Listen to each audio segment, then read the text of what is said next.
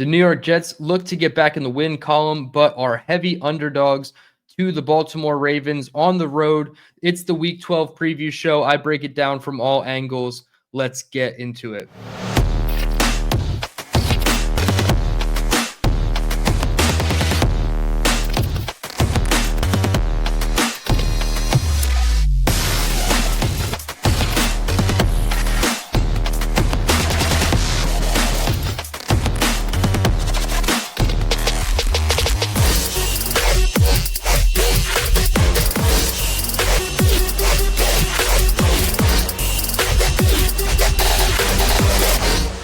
Be a winner, not only have to understand how to win, but to understand how to consistently win. What's going on, everyone, and welcome into another episode of the Believe in Jets podcast. I am your host, DTereman. Week 12, the New York Jets sitting at 2-8, travel on the road to the Baltimore Ravens, who are sitting at 5-5, still very much alive in the AFC North.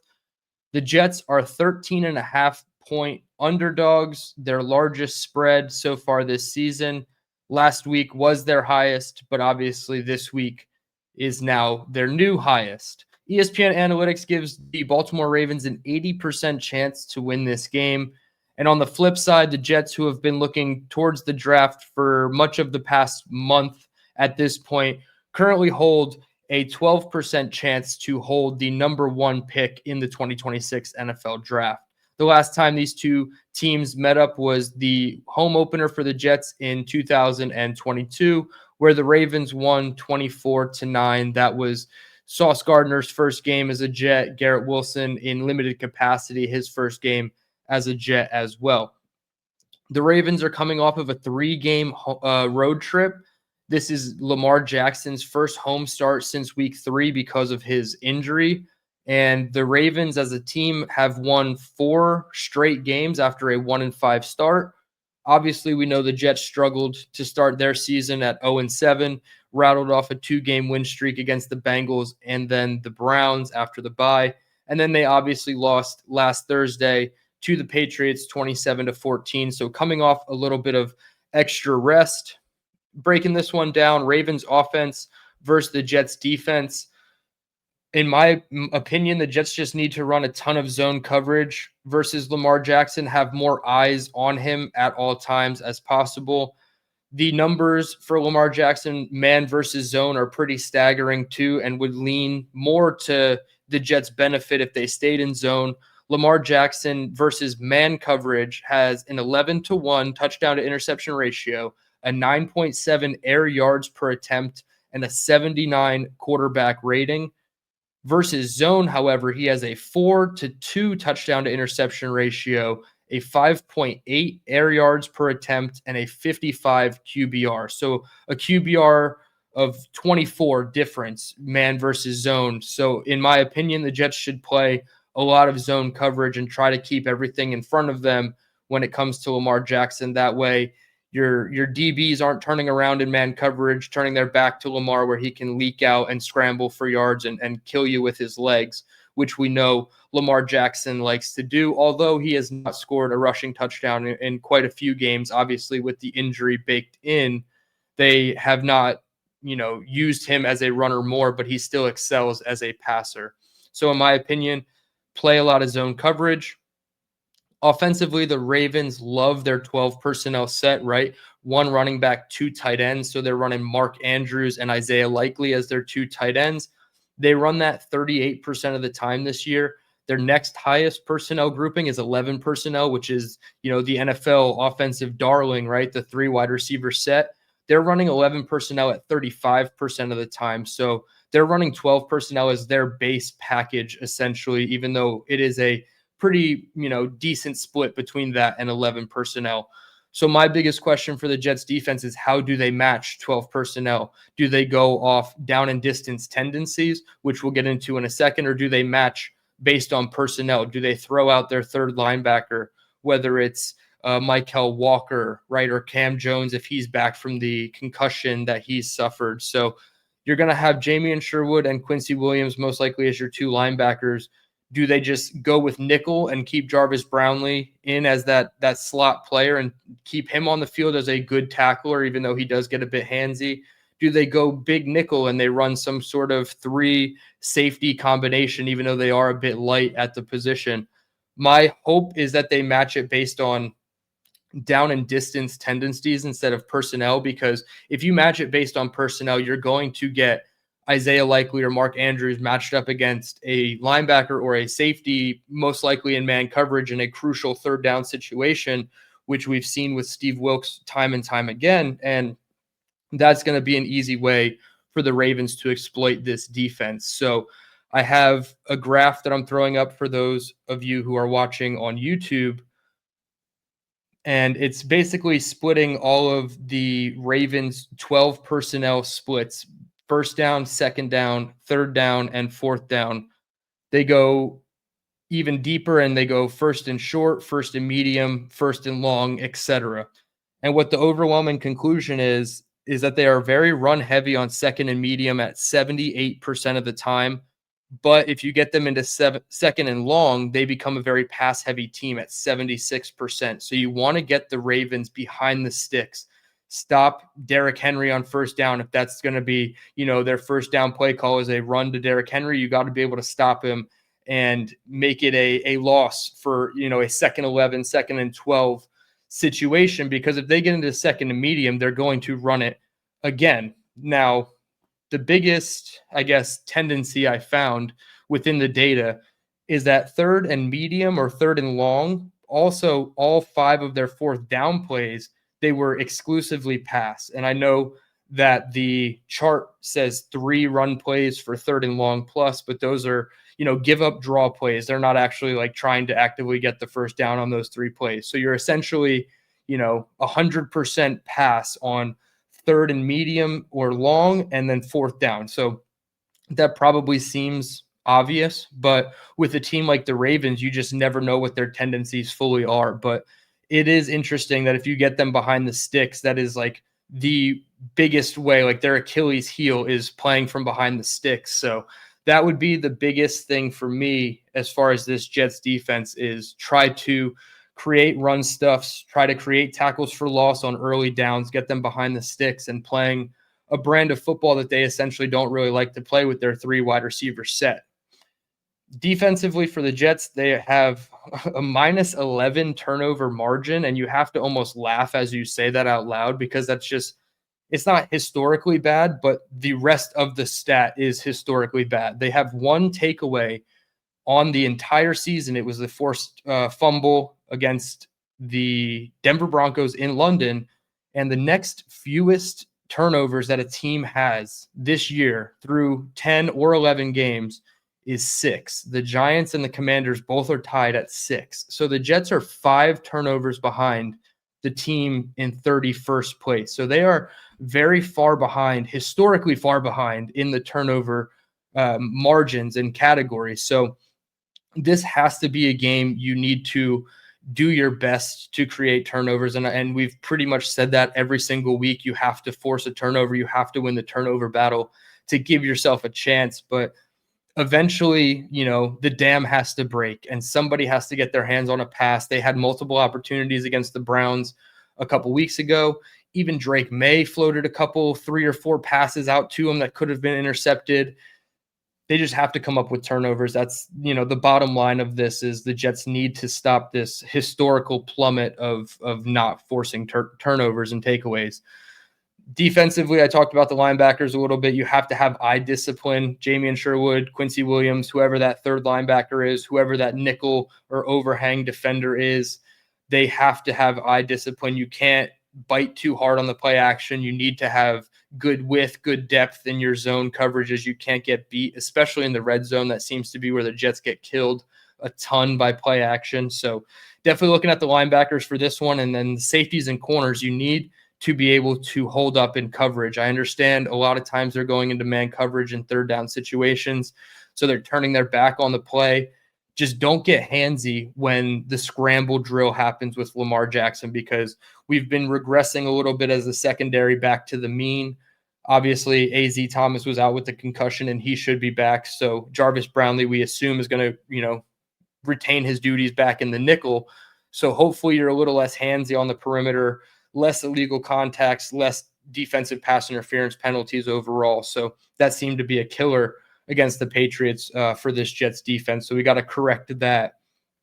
And then on the front four, I just want to see them be more creative with the front four, or continue to be more creative with their front four. They did a lot of McDonald and Johnson in the A and B gaps, and then they had a guy like Tefele and Clemens on the edge, and they would run stunts and try to get their best, creative package of their front four to get at the quarterback versus the Patriots and Drake May. But everything was pretty predictable in terms of sending a fifth or sixth rusher. You were pretty able to sniff it out pre-snap. Drake May is a very smart, diagnosis or he can diagnose the play well pre-snap and post-snap is what I'm trying to say. So when you send those obvious blitzes, or Quincy or Sherwood's walked up to the offense or to the line of scrimmage, they know who's going to blitz and who's going to drop out. So you have to be able to disguise your extra rushers, and you have to be able to get more creative up front if you are only going to send 4 at the quarterback. Flipping over to the Jets offense versus the Ravens defense. We'll start with the Ravens defense. They have completely flipped the script on their season. Through 6 games of the first 6 games of the season, they were ranked dead last in points per game allowed. And that is, including the Jets defense, who played absolutely horrible up until they went to London and played the Broncos in week 5. So the Ravens were ranked dead last in points per game allowed through 6 games at 32.3 points per game.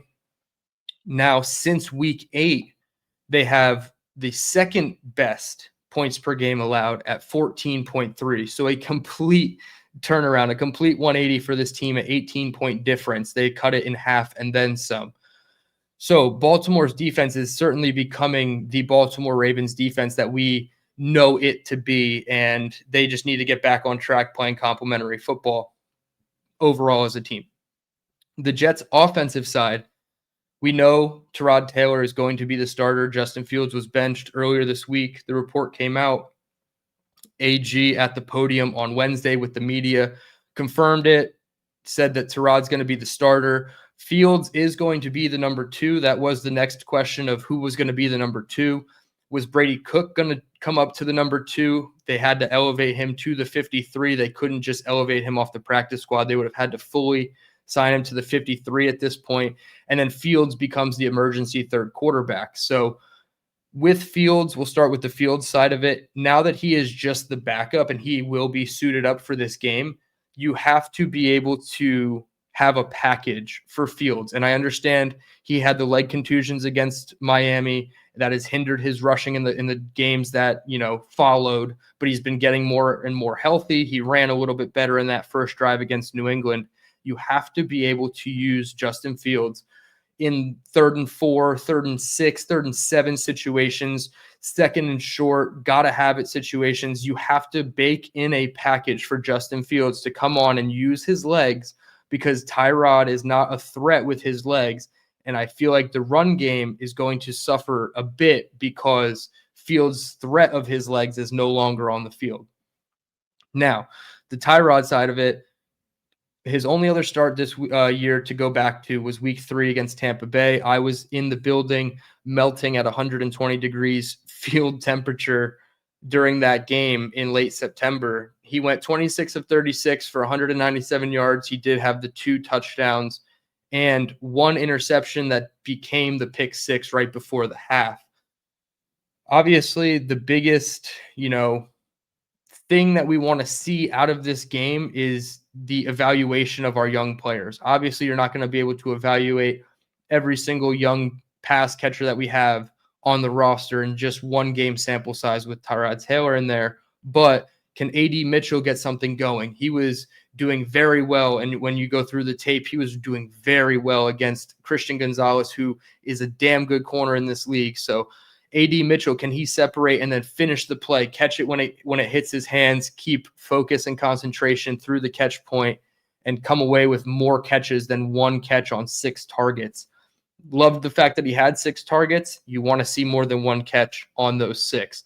John Mechie, he was 3 for 3 in terms of targets and receptions. He had a nice wide open crosser for a touchdown. I want to see him continue to develop and grow in this offense. It seems like they trust him a lot to do backfield work. Even he was coming out of the backfield as a route runner. So very good hands as well. He didn't drop any passes. I know only on 3 targets, but I think his hands are better right now than A.D. Mitchell. So I want to see Mechie's continued progression in this offense. Arian Smith only had 9 reps with the offense last week, and I understand with Justin Fields out there, it's hard to see anything really from the pass catchers, but 9 snaps for Arian Smith is just, quite frankly, not enough. He was getting leapfrogged by Isaiah Williams on the depth chart as well. So I want to see Arian Smith back in the lineup, take some vertical shots with him. I know we had maybe one instance of a deep pass with Justin Fields against the Patriots.